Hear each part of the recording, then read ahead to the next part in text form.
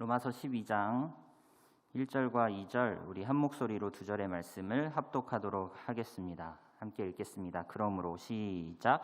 그러므로 형제들아 내가 하나님의 모든 자비하심으로 너희를 권하노니 너희 몸을 하나님이 기뻐하시는 거룩한 산 제물로 드리라. 이는 너희가 드릴 영적 예배니라. 너희는 이 세대를 본받지 말고 오직 마음을 새롭게 함으로 변화를 받아 하나님의 선하시고 기뻐하시고 온전하신 뜻이 무엇인지 분별하도록 하라. 아멘. 제가 잠시 기도하겠습니다. 살아계신 하나님, 이 시간 예배의 자리로, 말씀의 자리로 불러주심에 감사를 드립니다.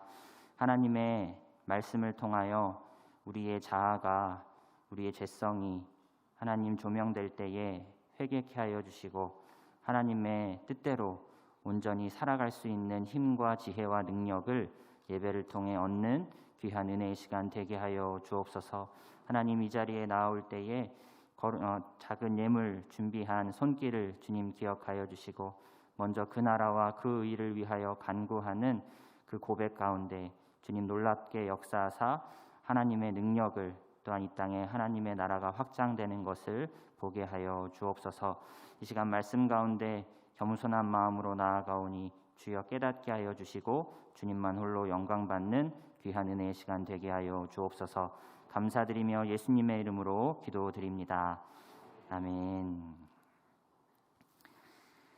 네, 여러분은 왜 이 세상에 존재하고 있습니까? 네, 이 질문은 지난 7월에 출간된 김연아 목사님의 책 예배다운 예배의 맨 첫 줄입니다. PPT를 한 장 보여주시면요. 여러분은 왜 이 세상에 존재하고 있습니까? 이 질문에 대해 저자는 이렇게 대답합니다. 신자는 예배하기 위해 창조되었습니다. 우리는 예배하도록 부르심을 받았습니다. 우리는 예배하도록 부르심을 받았습니다. 우리는 하나님을 예배하기 위하여 지으심을 받았고 우리는 하나님을 예배하기 위하여 부르심을 받았습니다. 우리는 하나님을 예배하기 위하여 창조되었고 우리는 하나님을 예배하기 위하여 재창조, 즉 구원함을 받았습니다. 이사야 43장에 이런 말씀 있습니다. 우리 한번 함께 합독해 주시겠습니까? 시작. 이 백성은 내가 나를 위하여 지었나니 나를 찬송하게 하려 함이니라. 하나님께서는 나를 지으셨습니다. 나에게서 찬송과 예배를 받으시고자 나를 지으셨습니다. 만물을 통해 찬송과 예배를 받으시고자 만물을 창조하셨습니다. 그 책 24페이지에 이런 표현이 있는데요. 하나님께서 만물을 창조하신 목적은 하나님은 자신의 기쁨을 위해 만물을 창조하셨습니다. 이것이 만물의 존재 목적입니다. 만물의 존재 목적은 하나님을 기쁘게 하는 것입니다. 이어서 저자는 예배를 이와 같이 정의합니다. 예배란 하나님을 기쁘시게 하는 것입니다. 이것이 예배입니다. 하나님께서 의도하셨던 대로 세상이 돌아가는 것입니다. 그렇게 온 세상은 예배했고 하나님은 그것을 보고 기뻐하셨습니다. 하나님께서는 세상을 창조하셨습니다. 자신의 기쁨을 위하여, 자신의 영광을 위하여 세상을 창조하셨습니다. 예배를 받으시고자 만물을 창조하셨습니다. 하나님께서는 지으신 모든 것을 보시니 보시기에 심히 좋았다라고 하셨습니다. 하나님은 만물을 보고 기뻐하셨습니다. 만물이 하나님의 뜻대로 되었고 만물은 그렇게 존재 자체로 하나님을 예배하였습니다. 그러나 만물 가운데 하나님의 형상을 따라 지음받은 인간은 하나님의 뜻 안에 있기를 거부하였습니다. 하나님께서 금하신 선악을 알게 하는 나무의 실과를 따 먹음으로 자기 스스로가 선악을 가름하고자 하였습니다. 하나님이 정하여 준 선악의 기준을 받아들이기보다 이거 먹으면 죽는다 했는데 죽으면 죽지 죽으면 죽으리이다. 똥인지 된장인지 내가 직접 찍어 먹어본 뒤 선이구나 악이구나 판단하겠다라고 하지요. 하나님이 정하여 준 기준을 받아들이기보다 죽을 때 죽더라도 내가 한번 경험해보고 판단해보겠다라고 합니다. 솔로몬이 1000명의 여인을 두었다고 하지요. 상아와 금으로 왕자를 꾸며 놓았음에도 불구하고 솔로몬은 고백했습니다. 헛되고 헛되며 헛되고 헛되니 모든 것이 헛되도다 라고 친구에게 가르쳐 주었는데 그 친구가 이렇게 반응하더라고요. 그 사람은 다 가져봤으니까 그렇게 말하는 거지. 나도 그거 직접 다 가져본 뒤에 아, 헛된 게 맞구나 라고 말해보겠다. 왜 먹지 말라 하신 거지? 궁금해합니다. 그리고 먹어본 뒤에 그 이유를 깨달아 보겠다고 합니다. 이걸 왜 죄라고 하는 거지? 궁금해합니다. 그리고 일단 지어본 뒤에, 저질러 본 뒤에 그 이유를 깨달아 보겠다고 합니다. 왜 혼전순결을 지키라는 거지? 궁금해합니다. 그리고 일단 해본 뒤 그 이유를 깨달아 보겠다고 합니다. 이것을 왜 죄라고 하는지, 이것을 왜 나쁜 것이라고 하는지 내가 직접 해보고 판단할 테니 나보고 이래라 저래라 하지 말라고 합니다. 인간이 참 무섭도록 어리석습니다. 그렇게 해서 알면 너무 늦습니다. 또한 그렇게 해서 안 좋은 줄 알았다고 한들 다시는 그런 행동을 안 하던가요? 우리는 죄인 줄 알면서도 같은 죄를 또 짓고 같은 죄를 또 짓고 같은 죄를 또 짓습니다. 경험하면 돌이킬 수 있다고요? 죄는 부패를 낳고 무능을 낳습니다. 죄는 내 심령에 자국을 남기고 중독을 낳고 정말 무엇이 옳은지 그른지 무감각하게 만듭니다. 하나님이 하지 말라 할 때 하지 않는 것입니다. 하나님의 뜻대로 하는 것이 하나님을 예배하는 것입니다. 그러나 우리는 죄로 인하여 하나님의 뜻대로 살지 못하는 존재가 되어버리고 말았습니다. 아담은 선악과를 따먹었고 후손에게 원죄를 물려주게 되었습니다. 나는 아담 안에서 죄를 지었습니다. 하나님께서 이렇게 살아라 율법을 가르쳐 주셨지만 율법이 어렵습니다. 말씀이 어려워요. 목사님, 저는 원래 글 읽는 것에 약합니다. 잘 이해가 안 돼요. 이 말씀을 깨달을 수 있도록 그렇게 제가 한가하게 앉아서 말씀이 깨달아지도록 가만히 앉아있을 수 있는 스케줄이 아니에요. 내가 요즘에 좀 바빠서 말씀 묵상에 시간을 그렇게 드리기가 어렵습니다, 목사님. 어떻게 말씀을 읽고 묵상하고 깨닫는다고 한들 내 안에 죄성이 있어서 열매 맺는 데까지는, 순종하는 데까지는 또 다른 장벽이 버티고 있죠. 깨닫는다고 한들 순종하지 못합니다. 인간이 죄를 짓기 전에는 하나님을 예배하는 것이 자연스러웠는데 인간이 죄를 지은 후에는 하나님을 예배하는 것이 자연스럽지 않은 일이 되어버렸습니다. 인간은 하나님이 지으신 모습 그대로 있기를 거부하였죠. 하나님의 뜻 안에 있기를 거부하였습니다. 하나님 예배하기를 거부하고 내 뜻대로, 자기 뜻대로 살기를, 즉 자신을 예배하는 삶을 살기 시작한 것입니다.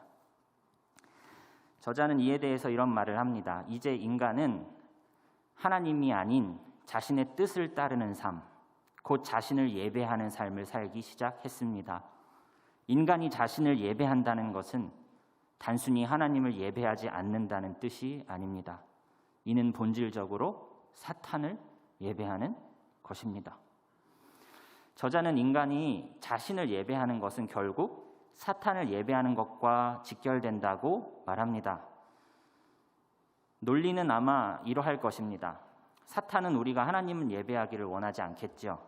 그런데 사탄은 우리에게 야, 하나님 예배하지 말고 사탄 예배해라고 접근하지 않는다는 것이죠. 야, 하나님 대신에 너 자신을 예배해 라고 한다는 것입니다. 하나님 뜻대로가 아니라 네 뜻대로 살아 라고 한다는 것입니다. 그렇게 되면 하나님을 예배하지 않게 되는 것이요, 그것이야말로 사탄의 뜻대로 되는 것이지요. 그래서 결국 내가 내 뜻대로 사는 것은 사탄의 뜻대로 되는 길이요, 사탄을 예배하는 삶이 된다는 것입니다. 어쩌다 인간이 이 지경이 되었습니까? 하나님의 뜻대로 살고 싶어도 사라지지 않고, 살고 싶은 마음도 잘 없고, 내 뜻대로 하고 싶은 갈망이 너무너무 강렬하여서 우리는 매일같이 넘어지는 죄인입니다. 인간 스스로는 예배를 회복할 방법이 없습니다. 하나님의 뜻대로 살 재주가 없는 것이죠. 저자는 또한 이렇게 말합니다. 그러나 하나님은 이들 가운데 어떤 사람들에게 진정한 예배의 길을 열어주셨습니다. 이것이 바로 구원입니다. 저자는 구원 사건을 예배 회복 사건으로 조명합니다. 하나님 뜻대로 살 수 없는 이 인간을 하나님 뜻대로 살 수 있는 인간이 되도록 재창조해 주셨다는 것이죠. 그리스도의 십자가상에서의 그 완전한 제사를 통해 인간의 모든 허물과 수치를 덮어주시고 우리 안에 성령을 거하게 하사 하나님의 선하시고 기뻐하시고 온전하신 뜻이 무엇인지 분별하며 살도록 해주시겠다는 것이죠. 선악과를 따먹은 인간은 수치심을 느끼게 되었고, 인간은 그 자신의 수치를 나뭇잎으로 가리죠. 예나 지금이나 인간은 자신의 연약함과 수치를 되도 않는 것으로 가리고자 합니다. 돈으로, 학벌로, 지식으로, 종교생활로, 내 열심으로 내 수치를 그런 나뭇잎들로 가리려고 하지요. 그러나 하나님께서는 나의 수치를 가려주시고자 가죽옷을 지어 입혀주셨습니다. 짐승의 죽음을 통해 인간의 수치를 가려주신 이 사건이 제사제도가 여기서부터 기원했다고 저자는 설명합니다. 구약의 짐승 제사는 무엇을 가리키지요? 이후 골고다에서 드려질 완전한 제사를 가리키고 있었고, 우리는 오늘날 예배를 통하여 그 골고다에서 드려진 완전한 예수 그리스도의 십자가의 제사 그 은혜를 기억하며 하나님께 온전한 삶의 예배의 자리를 회복할 수 있는 힘을 얻게 된다는 것입니다. 예수 십자가가 나의 수치를 다 가려주셨고 우리는 하나님을 온전히 예배할 수 있는 삶의 예배를 회복해야 된다는 도전을 받게 된다는 것이죠. 이 의식적 예배를 통하여, 이 예배당에서 우리가 지금 드리고 있는 예배를 통하여 우리는 십자가의 은혜를 깨달아 나의 수치를 덮어주신 하나님의 은혜를 바라보고 이 은혜에 감격하여 예배자로, 삶의 예배자로 나아갈 수 있다는 것입니다. 예배를 통해 그리스도의 복음을 기억하고 그리스도를 힘입어 삶의 예배를 회복하는 자리로 나아가야 한다는 것입니다. 나의 삶 속에서 주님을 찬양하는 삶, 나의 24시간 주님 뜻대로 사는 삶, 그러한 삶 살도록 주께서 은혜로 덮어주시고 성령으로 역사해 주신다는 것이죠. 우리는 예배당 안에서 드려지는 이 의식적 예배를 통해 무엇을 기대하고 무엇을 추구해야 합니까? 나의 노력으로 가릴 수 없는 나의 수치를 그리스도의 온전한 제사로 덮어주신 주님을 바라보므로 이제는 내 뜻대로가 아니요 하나님의 뜻대로 살기를 결단하고 그렇게 살 수 있는 힘과 지혜를 간구하며 삶의 예배가 이제 실제로 회복되는 그러한 놀라운 기적을, 그런 삶을 감당할 수 있는 놀라운 힘과 능력을 얻는 시간이 이 예배의 시간이 되어야 한다는 것입니다. 저자는 이렇게 또 말합니다. 우리 자신에게 이렇게 물어야 합니다. 본래 나는 죄와 무지로 인해 하나님께 삶의 예배를 드릴 수 없었던 사람이었음을 알고 있는가? 예배를 통해 우리의 수치를 가려주시는 주 예수 그리스도를 나는 발견하고 있는가? 내가 드리는 예배는 과연 삶에서 점점 자기를 부인하고 하나님의 뜻을 찾게 하는가? 나는 점점 더 예배하는 사람으로 변화되고 있는가? 이 물음을 통해 우리는 진정으로 예배해 왔는지 자신을 돌아볼 수 있을 것입니다. 예배를 통해 자기를 부인하며 나를 예배하던 삶에서 돌아서서 하나님을 예배하는 삶으로 나아가야 하건만 이 예배 시간마저 나의 욕망을 채우는 시간이 되기를 바라면서 예배 시간에 자기 부인, 자기 죽임은 없고 자기 살림의 시간이 되기를 바라고 있지는 않은지, 이 예배 시간마저 은밀하게 나의 욕망을 채우기를 원하고 이 예배 시간을 통해 나의 욕망이 채워지고 이 예배 시간을 통해 나를 예배하고 있지는 않은지 돌아보아야 한다는 것입니다. 인간은 피조물입니다. 하나님께 순종해야 하는 존재이죠. 하나님이 인간의 권리를 침해하신다. 정의로운 하나님이 그러실 리 없다. 하나님 앞에 인간의 권리가 뭐 그리 중요한가요? 그렇게 하면 하나님이 인간의 자유의지를 침해하는 것이다. 하나님은 우리를 침해하셔도 되는 분입니다. 그리고 하나님의 침해가, 하나님의 침투가 아니면 우리에겐 소망이 없습니다. 마귀에 소유된 나를 구하시려 강한 자의 집에 들어와 그 강한 자 마귀를 결박하시고 나를 강탈해 가신 예수 그리스도의 침투가 아니고서는 나는 여전히 마귀의 권세 아래서 살다가 영원한 지옥에 갈 수밖에 없는 죄인이라는 것입니다. 주님, 오늘도 나에게 침투하여 주옵소서. 악한 권세에 휘둘리지 않도록 주여 오늘도 나의 자아를 꺾으시고 주님의 은혜로 나를 건져주시고 나를 안아 주옵소서. 우리는 간절히 주님의 침투를 간구해야 할 것입니다. 그것이 우리의 소망입니다. 주님은 약속하셨습니다. 세상 끝날까지 너희와 함께 하시겠다고 하셨습니다. 우리에게 가장 기본적으로 필요한 그 믿음마저도 선물로 주시겠다고 약속해 주셨습니다. 우리는 이 예배 시간을 통하여 그 약속들을 다시금 바라보는 것이죠. 나를 향하신 하나님의 사랑이 얼마나 놀라운지, 나를 붙들고 계시는 그 능력이 얼마나 견고한지, 그 은혜와 말씀에 힘입어 나의 삶을 예배되게 하여 주시는 하나님의 역사를 우리는 기대하고 그러한 삶으로 나아가는 저와 우리 성도님들이 다 되셨으면 좋겠습니다. 오늘 함께 읽으신 로마서 12장 1절의 말씀은 우리에게 산 제물을 드리라고 말합니다. 이는 분명 구약시대의 제사를 드리라고 하는 의미는 아니겠지요. 구약시대는 다 죽는 제사를 드렸으니까요. 죽은 동물로 예배를 드렸으니 말입니다. 그렇다면 무엇입니까? 산 제물을 드리라. 이것은 바로 삶의 예배를 의미한다고 말합니다. 그런데도 죽음을 의미하는 제물이라는 말을 사용한 것은 살아있으나 죽은 상태로 지내라는 것이죠. 한 번 더 클릭을 해주시면 이것은 하나님의 의가 살고 내 의가 죽는 것입니다. 곧 자기를 부인하는 것입니다. 우리는 여전히 살아가지만 악한 옛 자아가 사라지는 작업. 내가 죽고 그리스도께서 사시는 것입니다. 이것이 산 제물로 예배하는 그리스도인의 어떤 예배요? 합당한 예배입니다. 이 부분에 대한 IBP 배경 주석을 참조해 보시면요.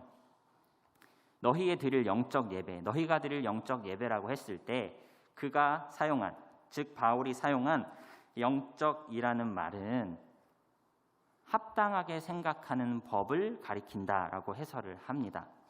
이것은 이제 영적 예배라고 하면 보통의 영어 성경은 이제 spiritual service라고 하는데 이 바울이 의도한 영적이라는 말은 rational 아니면 reasonable이라는 단어였을 거라고 이 배경주석의 저자는 지적하고 있는 것이지요. 즉 우리가 마땅히 드려야 할 영적 예배란 합당하게 생각함으로 드리는 예배요. 로마서 12장 2, 3절에서도 계속 가르쳐 주듯이 마음을 새롭게, 마인드, 지성을 새롭게 함으로 세태가 흘러가는 대로 살지 말고 너의 지성을, 너의 마음을, 너의 마인드를 새롭게 함으로 변화를 받아 하나님의 선하시고 기뻐하시고 온전하신 뜻이 무엇인지 삶 속에서 분별하는 그런 예배를, 삶의 예배를, 분별하는 삶의 예배를 드리라고 촉구하고 있다는 것입니다. 즉 지성을 사용하는 예배를 드리라는 것입니다. 삶 속에서 하나님의 뜻을 분별하는 예배를 드리라는 것입니다. IBP 배경주석은 이 로마서 12장 2절에 대한 해설 부분에 다음의 내용을 기록해 놓고 있습니다. 바울은 여기서 문자적으로 이 세대를 본받지 말라고 말한다. 합리적인 것을 무시하고 황홀경에 몰입하고자 하는 헬라의 예배의식이나 도덕적으로 난잡한 의식을 행하는 대부분의 로마 제사와 헬라의 공적 제사들의 형식성과는 대조적으로 바울은 마인드의 올바른 사용을 강조한다. 많은 이방의 제사가 황홀경을 추구하고 많은 이방의 제사가 고도로 까다롭고 엄밀한 예전과 형식을 강조하나 너희는 마음을, 지성을 올바로 사용하여 삶 속에서 바른 분별력을 통해 하나님을 예배하라는 것입니다. 넋이 나가는 예배를 추구하지 말고 정신을 똑바로 차리는 예배를 드리라는 것입니다. 삶의 예배요. 우리는 예배를 통해 결론만 기억해 가서는 안 됩니다. 원리를 배워 가셔야 합니다. 부모를 공경하라만 기억하고 가실 것이 아니라 아랫사람의 도리, 윗사람의 도리, 동료들 사이에서의 도리 등 지성을 사용하여 내가 처한 이 상황에서 부모를 공경한다는 것은 무엇인지, 여러분 에베소서 말씀에서는요 주 안에서 부모를 공경하라고 하지요. 딱 명제적인 그런 것만 결론으로 딱 삼아서 적용을 하려고 하면요 너무나 부대끼는 일들이 많죠. 그 부대낌이 내 죄성으로 말미암은 부대낌이면 이겨내야 하겠지만 말씀을 깊게 원리적으로 해석하지 못해서 오는 부대낌이면 피하는 것이 좋겠죠. 말씀을 통하여 폭넓게 적용할 수 있는 원리를 배우시라는 것입니다. 예배를 통해 단편적 지식이 쌓이는 것이 아니라 분별력이 길러지는 시간이 되기를 바란다는 것입니다. 예배를 통해 예배 드렸다 끝나는 것이 아니라 이 문 밖을 나가는 순간 이제 삶의 예배가 시작되는구나 하는 두렵고 떨리는 마음으로 나서시라는 것입니다. 의식적 예배가, 예배당에서 드리는 이 의식적 예배가 삶의 예배와 너무 동떨어져서는 안 됩니다. 사실 이 둘은 아주 밀접하게 연결이 되어 있다고 저자는 말을 하는데요. 예배 중에 하는 모든 활동은 삶의 예배까지 나아가 이루어져야 합니다. 찬송, 기도, 헌금, 설교 듣기, 축도 등 이 모든 것들은 우리가 살아가면서 해야 할 것들을 가리킵니다. 의미심장한 말이죠. 찬송, 기도, 헌금, 설교 듣기, 축도는 이 공간에서만 하는 것이 아니라 삶 속에서 해야 되는 일의 축소판이라는 것입니다. 말씀을 정리하겠습니다. 우리는 예배하기 위해 지음받은 존재입니다. 우리의 결국은 저 천국에서 예배하는 것으로 결론 지어질 것입니다. 구원은 예배 회복을 위한 하나님의 은혜로운 역사하심이다 라고 말할 수 있습니다. 구원은 창조의 목적 회복 사건이다. 즉 예배 회복을 위한 하나님의 은혜로운 역사하심이 구원이다. 구원을 생각할 때 여러분, 구원을 생각할 때 나만 이 세상에서, 이 악한 세상에서 쏙 빼가시는 그런 구원의 그림 생각하지 마시고 나로 인해 이 땅에 하나님을 찬양하는 예배가 회복되는 그림을 그리셨으면 좋겠습니다. 나로 인해 이 땅에 하나님의 나라가 확장되는 그림을 그리셨으면 좋겠습니다. 예배는 우리 삶으로 드려야 하는 것입니다. 의식적 예배를 통하여 삶의 예배가 회복되는 역사가 우리 안에 일어났으면 좋겠습니다.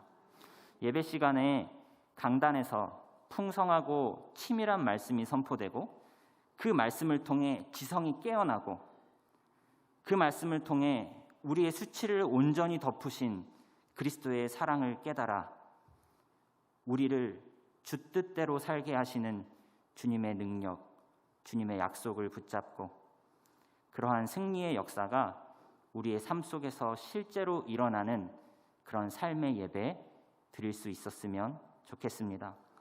황홀경을 추구하지 마시고 까다로운 예전과 분위기 잡는 예배가 아니라 영과 진리로 우리의 지성을 깨우며 마음을 다해 그런 예배를 통해 우리의 삶 속에서 하나님의 뜻이 무엇인지 분별케 하는 원리와 통찰을 얻는 예배, 그리하여 우리 몸을 거룩한 산 제물로 드리는 삶의 예배가 이어졌으면 좋겠습니다.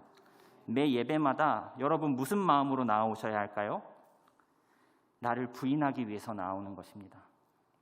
내 뜻대로 사는 삶을 주님 이 예배 시간에 한 번 더 깨뜨려 주옵소서 하는 심령으로 나오는 것이죠.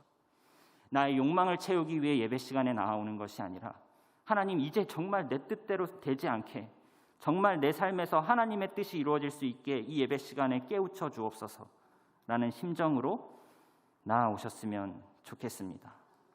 그러한 자기 부인을 경험하는 예배가 오히려 얼마나 은혜롭고 감격스러운지 경험하시는 주님만 영광 받으시는 그런 의식적 예배, 그런 삶의 예배 드리시는 저와 성도님들의 귀한 삶 다 되시기를 주님의 이름으로 축복합니다.